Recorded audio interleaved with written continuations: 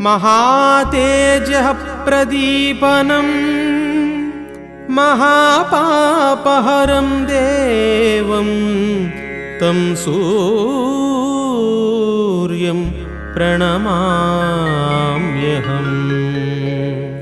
श्रीविष्णुं जगतां नाथं ज्ञानविज्ञानमोक्षदं महापापहरं देवं तं सूर्यं प्रणमाम्यहम्। सूर्याष्टकं पठेन्नित्यं ग्रहपीडप्रणाशनम्। अपुत्रो लभते पुत्रं दरिद्रो धनवान् भवेत्। अमिषं मधुपानं च यः करोति रवेद्धिने